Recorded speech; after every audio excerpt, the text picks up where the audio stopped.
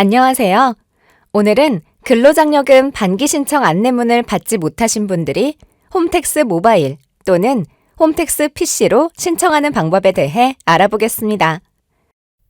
우선 홈택스 모바일 앱을 이용한 장려금 신청 방법부터 안내해 드리겠습니다. 신청 기간 중에 홈택스 모바일에 접속하시면 팝업으로 근로장려금 반기 신청 메뉴가 보이실 겁니다. 해당 메뉴를 선택하시거나 전체 메뉴에서 장려금, 연말정산, 전자기부금 메뉴를 누르신 뒤에 근로장려금 반기 신청 메뉴로 직접 이동하셔도 됩니다. 신청하기 메뉴를 선택해주세요. 미 안내자의 경우 하단에 로그인하여 신청을 선택합니다. 로그인 방법으로는 인증서 방식과 아이디 방식 등이 있습니다.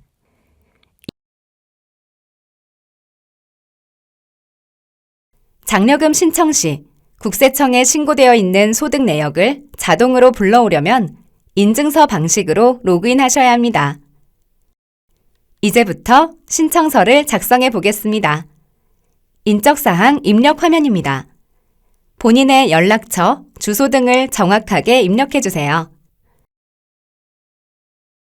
이 화면에서는 6월에 심사가 끝나고 장려금 지급 결정 통지를 받으실 방법을 선택할 수 있는데요. 문자 메시지로 받고 싶으시면 동의를, 우편으로 받으시고 싶다면 비동의를 선택해 주세요.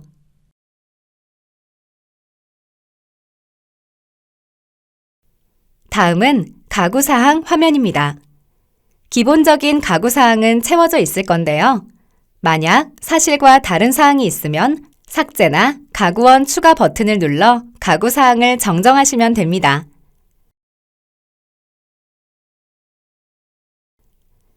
다음은 전세금 명세 화면입니다. 전년도 6월 1일 기준 신청인 또는 가구원이 임차한 주택 주거용 오피스텔 또는 상가가 있는 경우에만 작성합니다. 첫 번째, 임차한 주택과 주거용 오피스텔의 전세금은 해당 주택 기준시가의 55%를 적용하여 평가합니다. 다만 임대차 계약서 등을 통해 확인된 실제 전세금이 간주 전세금보다 적은 경우에는 실제 전세금으로 적용되니 이런 경우라면 전세금 명세를 입력하신 후 임대차 계약서 사본 등 증빙 자료를 함께 제출해 주세요. 실제 전세금이 간주 전세금보다 높다면 전세금 명세를 따로 입력할 필요가 없습니다. 또 하나 주의하실 점은 거주하고 있는 주택의 소유자가 직계 존비속인 경우 해당 주택 기준시가의 100%를 간주 전세금으로 적용합니다.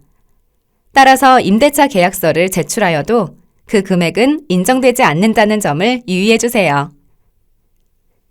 두 번째, 상가 임차 보증금은 실제 지급한 보증금으로 평가하므로 임대차 계약서 등으로 확인된 전세금 명세를 입력한 후 관련 증빙 자료도 함께 제출해 주세요.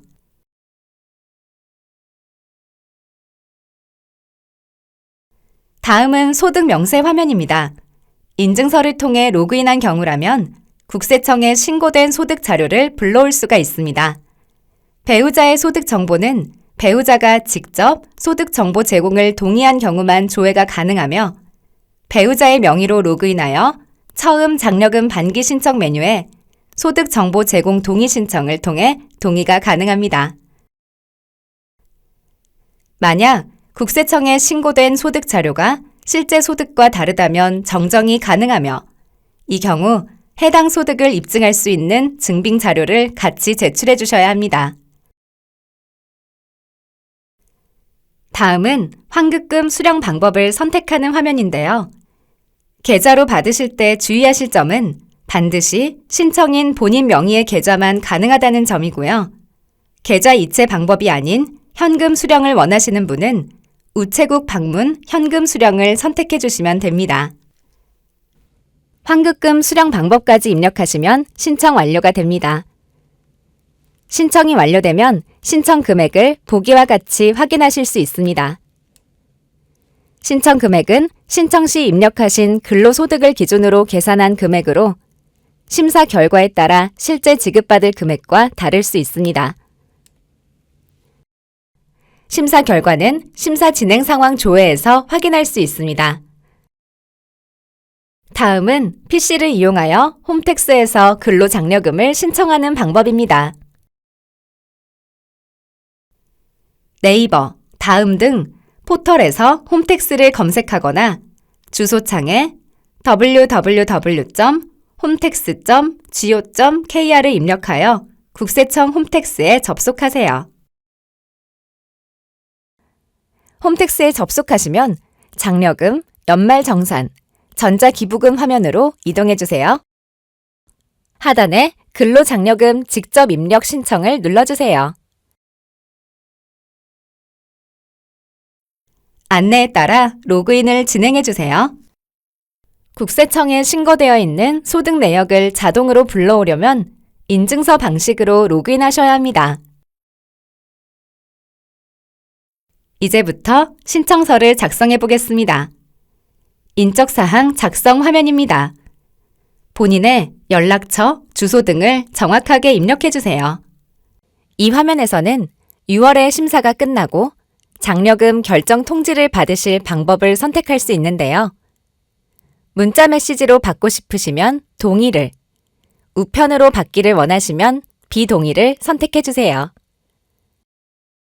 다음은 가구사항 화면입니다. 기본적인 가구사항은 채워져 있을 건데요.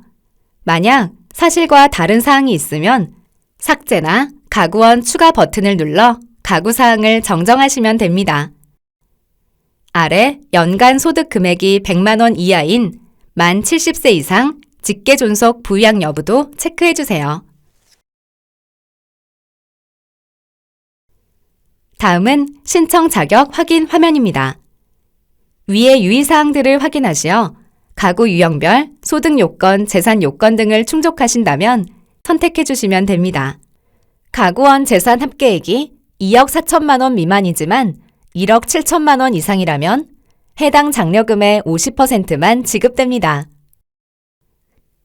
화면 하단에서는 전세금 명세를 입력할 수 있습니다. 전년도 6월 1일 기준 신청인 또는 가구원이 임차한 주택 주거용 오피스텔 또는 상가가 있는 경우에만 작성합니다.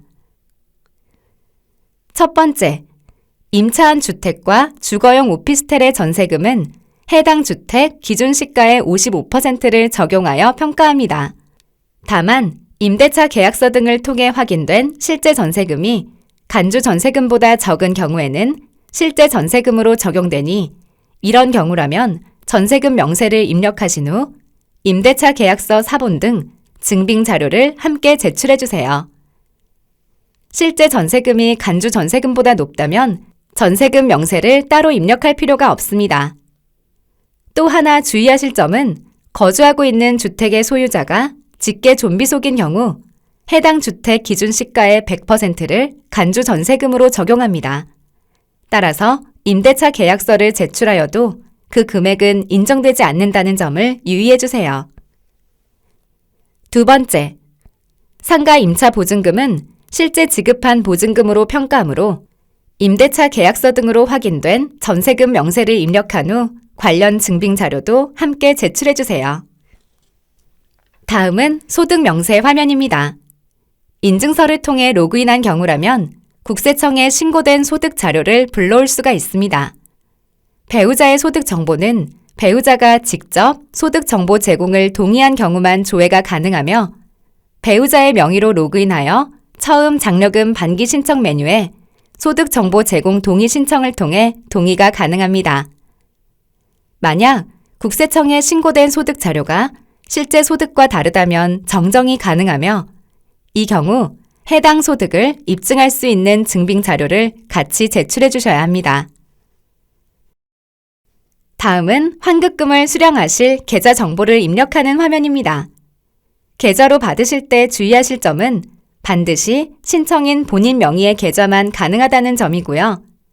계좌 이체 방법이 아닌 현금 수령을 원하시는 분은 우체국 방문 현금 수령을 선택해 주시면 됩니다. 환급금 수령 방법까지 입력하시면 신청 완료가 됩니다. 신청 금액은 신청 시 입력하신 근로소득을 기준으로 계산한 금액으로 심사 결과에 따라 실제 지급받을 금액과 다를 수 있습니다. 지금까지 안내문을 받지 못하신 분들이 홈택스, PC, 모바일을 통해 반기 근로장려금을 신청하는 방법을 알아보았습니다. 근로소득 지급 확인서를 허위로 발급받아 신청하는 경우에는 2년 또는 5년간 지급이 제한될 수 있다는 점은 유의하시어 신청하시기 바랍니다. 감사합니다.